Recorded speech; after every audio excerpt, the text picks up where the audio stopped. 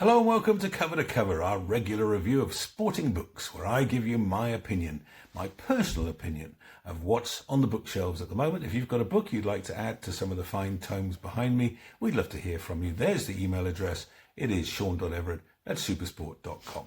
Let's crack on with today's book, and it is this one, The Fireside Springbok, written and self-published by Mike Greenaway, available at leading bookstores and at burbleonline.co.za, retailing at 650 Rand. And if you buy it from Burble Online, then delivery is free. This is a compendium of stories on Springbok players and the playing history of the most famous brand in rugby.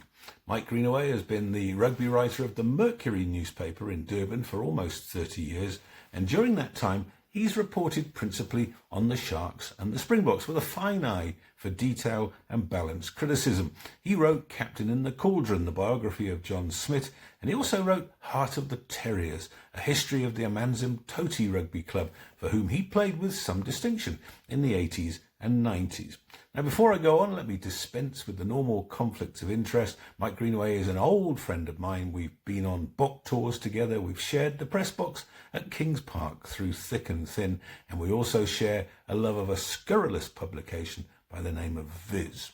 Let's dive into the book then, and it's essentially in two parts. The first half is the result of Mike's love of history as it goes back to 1891 and forward to 1990, dealing with a century of hand-picked Springbok stories. We get the extraordinary tale of Bok captain Ferry Heatley fleeing the country in a rowing boat to escape angry creditors. We learn about Bill Payne, who not only ran comrades in his rugby boots, but taught Oki Geffen how to kick in a prisoner of war camp, which led, of course, to Oki winning a series for the Boks in 1949 against the All Blacks.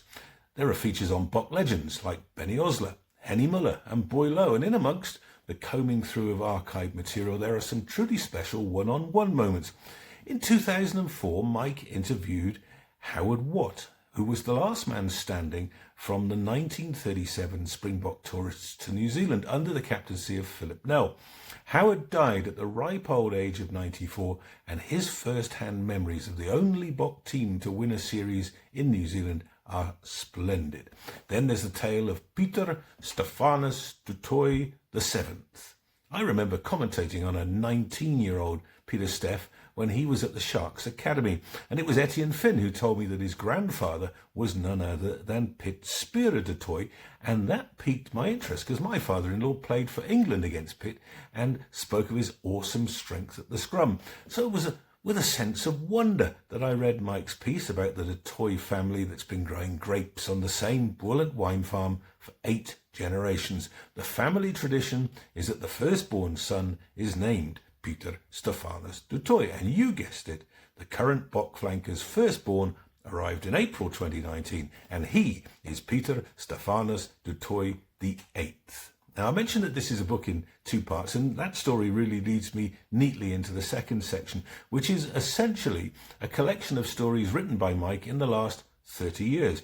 Understandably, perhaps there's a KwaZulu-Natal bias in this latter part, but that should not put you off. The Sharks of the 90s, when Mike took over as chief rugby writer at the Mercury, were a once-in-a-lifetime collection of charisma and talent. Think of Henry Honourable, Andre Hubert, James Small, Mark Andrews, Gary Teichmann, all of them Springboks fit to rank with the all-time greats. And think of such legendary characters as Coach Ian McIntosh, John Allen, Butch James, Franz Stein. They're all here. And what makes these stories special is the behind-the-scenes anecdotes only available to a man touring and celebrating or commiserating with the team.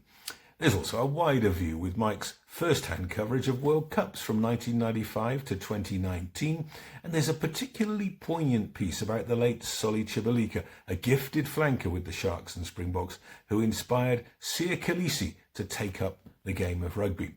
Now, before I get on to rating the book, let me talk about the package. It's an A4 hardback, beautifully produced by Pinetown Printers. It's a coffee table book, And Pinetown printers are the same ones who brought us In Your Stride, which was one of my books of the year in 2021, which is the centenary of the Comrades Marathon. The illustrations throughout are truly magnificent, starting with Steve Haig's award-winning crucifixion scene of Franz Mostert winning a ball against the Lions. And then there are the illustrations of the great Dr. Jack, and there's the one on the back cover, which is a real beauty. The overall design and layout by Pencil Advertising should also be commended. And now, here's the point. This book is self-published because none of this country's best-known publishers would take a chance on it. Now, it's hard to be critical because the South African book market is a small and necessarily conservative one. However, now that it's in the shops, I hope a few of those publishers are suitably embarrassed, because I really can't praise this book highly enough. I've spoken about the glory of the packaging, but nothing happens without content, and this is the book's best attribute. I've spoken about the perils of self-publishing before, but perhaps because he remembers the sub-editors breathing down his neck in the days of hot metal, Mike has produced something truly rare, a book that is as well edited as it is well written.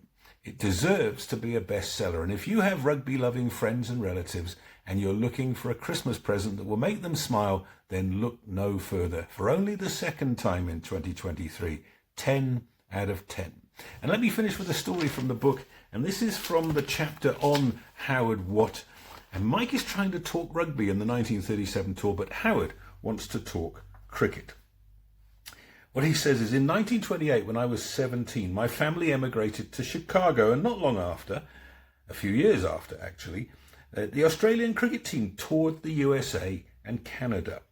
Playing for an Illinois 11, Howard bowled Don Bradman for 4 in the first innings and for 13 in the second. And before the second match, the Aussie manager asked for a favour. He didn't want me to bowl because they were afraid I would injure Don Bradman. They were on their way home to host Douglas Jardine's England team in what would become known as the infamous Ashes Bodyline Series.